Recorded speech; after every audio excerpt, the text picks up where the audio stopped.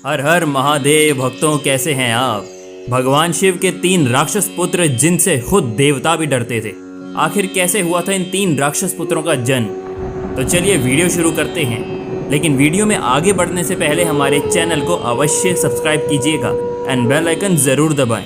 साथ ही comment box में हर हर महादेव अवश्य लिखिएगा।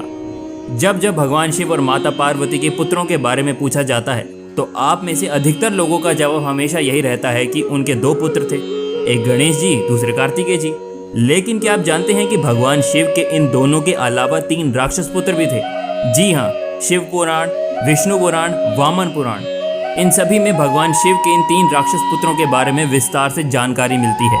तो आखिर कैसे भगवान शिव के इन 3 राक्षस पुत्रों की उत्पत्ति हुई और आगे चलकर इनका क्या हुआ, तो चलिए विस्तार से जानते हैं।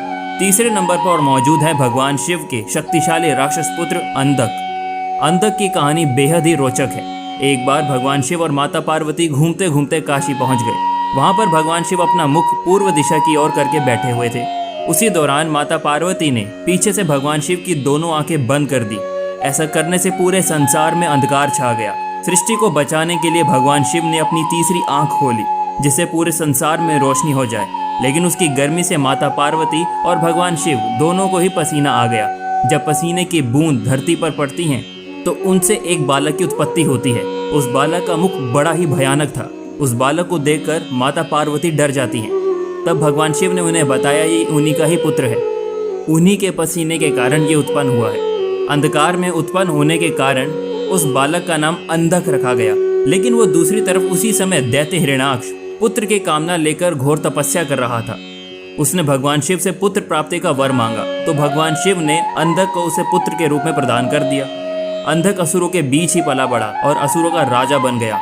अंधक ने तपस्या करके ब्रह्म जी से वरदान मांगा कि उसकी मृत्यु तभी हो जब वो यौन लालसा से अपनी माँ की ओर देखेगा। असल में अंधक को कोई जानकारी ही नहीं थी कि वो शिव और माता पार्वती का ही पुत्र है। ऐसे में उसे लगा कि उसकी कोई माता ही नहीं है तो उसकी मृत्यु तो हो ही नहीं सकती। अंधक वरदान प्राप्त करने के बाद तीनों लोगों पर विजय प्राप्त करने लगा। उसने सभी देवताओं को परास्त कर दिया। कोई भी देवता उसे हरा नहीं पा रहा था। ऐसे में उसे लगा कि उसे विवाह कर लेना चाहिए। उसने सोचा कि वो तीनों लोगों की सबसे सुंदर स्त्री से विवाह करेगा। जब अंधक ने पता लगाया तो उसे पता चला कि तीनों लोगों में सबसे सुंदर कैलाश पर्वत की राजकुमारी पार्वती है, जिसने अपने पिता का वैभव त्याग कर भगवान शिव से शादी की है। ऐसा सुनकर वो तुरंत ही माता पार्वती के पास गया और उनके सामने शादी का प्रस्ताव रख दिया। जब माता पार्वती ने इनकार कर दिया तो अंधक उन्हें जबरदस्ती अपने साथ ले गया। तब माता पार्वती ने भगवान शिव का आवाहन किया तो भगवान शिव वहां प्रकट हुए और उन्होंने अंधक को बताया कि तुम पार्वती के ही पुत्र हो।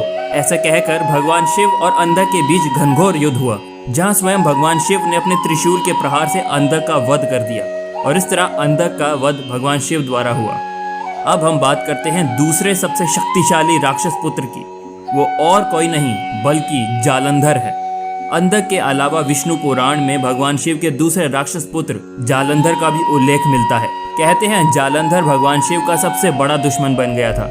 शिव भागवत पुराण के अनुसार जालंधर भगवान शिव का असुर अंश था, लेकिन उसे पता ही नहीं था। जालंधर बहुत ही शक्तिशाली असुर था। इंद्र को पराजित कर जालंधर तीनों लोकों का स्वामी बन बैठा था। यहाँ तक कि यमराज भी उसे डरते थे। एक बार भगवान शिव ने अपना तेज समुद्र में फेंक दिया। इससे जालंधर उत्पन्न हुआ। माना जाता है कि जालंधर में अपार शक्ति थी और उसकी शक्ति का कारण उसकी पत्नी वृंदा थी। वृंदा के पति व्रत धर्म के कारण सभी देवी देवता मिलकर भी जालंधर को पराजित नहीं कर पा रहे थे। जालंधर को इससे अपनी शक्तिशाली होने का अभिमान हो गया था। वो वृंदा के पति व्रत धर्म की अभिन्न करके देवताओं के विरुद्ध कार्य कर उनकी स्त्रियों को सताने लगा। जालंधर को मालूम था कि ब्रह्मांड में सबसे शक्तिशाली कोई है तो वो देवों के देव महादेव हैं। जालंधर ने खुद को सर्वशक्तिमान के रूप में स्थापित करने के लिए पहले इंद्र को प्राप्त किया, उसके बाद वहां का राजा बन गया। इसके बाद उसने विष्णु लोक पर आक्रमण किया। वहां पर उसने विष्णु जी को प्राप्त कर देवी लक्ष्मी को विष्णु जी से छीनने की योजना बनाई। इसके चलते उसने वैकुंठ पर आक्रमण कर दिया। लेकिन देवी लक्ष्मी ने जालंधर से कहा कि हम दोनों ही जल में उत्पन्न हुए हैं, इसीलिए हम भाई बहन हुए। देवी लक्ष्मी जी की बातों से जालंधर प्रभावित हुआ और वो लक्ष्मी जी को बहन मानकर वैकुंठ से चला गया।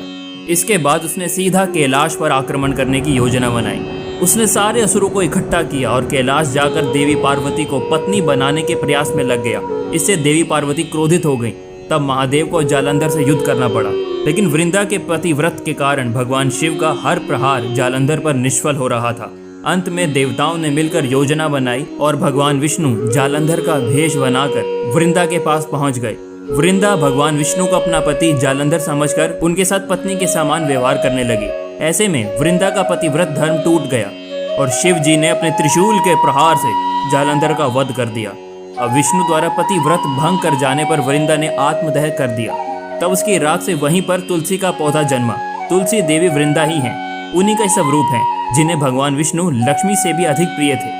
और इसी तरह स्वयं भगवान शिव के दूसरे शक्तिशाली राक्षस पुत्र जालंधर का वध हुआ। अब हम बात करते हैं भगवान शिव के सबसे शक्तिशाली राक्षस पुत्र की। वो और कोई नहीं बल्कि सुकेश था। अन्य पुराणों के हिसाब से राक्षसों में खेती और प्रहेती नाम के 2 भाई उत्पन्न हुए, जिन्हें राक्षसों का स्वामी बनाया गया।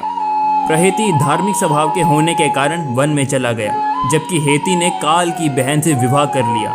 दोनों को एक पुत्र हुआ जिसका नाम विद्युत केशाव रखा गया। जब विद्युत केशाव जवान हुआ तो उसका विवाह संजय की पुत्री सालक से करवा दिया गया, जिसने थोड़े दिनों बाद गर्भ धारण किया और उस राक्षसी ने कैलाश पर जाकर एक बालक को जन्म दिया। साथ ही वो राक्षसी उस बालक को वहीं कैलाश पर छोड़कर उन्हें अपने पति के पास वापस चलाए। वहीं दूसरी तरफ कैलाश पर जब भगवान शिव और माता पार्वती ने एक बालक की रोने की आवाज सुनी तो वो दोनों बालक के पास पहुंचे।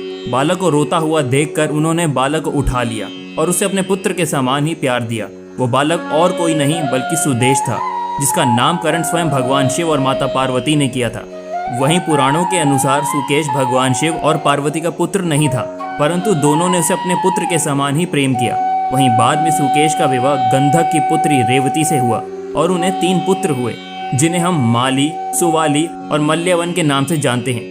कहते हैं माली, सुवाली और मल्यवन नामक त्रिकुट सुमेल यानी सुमेरु पर्वत पर लंका बसाई गई थी। वहीं माली सुमाली को मारकर देवों और यक्षसों ने कुबेर को लंकापति बना दिया, लेकिन माल्यवन बच गए थे। दरअसल माल्यवन रावण के नाना थे। तो यही थे भगवान शिव के 3 राक्षस पुत्र जो बेहद ही शक्तिशाली थे। जहां अंधक, जालंधर और सुकेश, इन तीनों ही राक्षसों का सर्वशक्तिशाली होना तय था, क्योंकि तीनों ही कहीं ना कहीं भगवान शिव से जुड़े थे।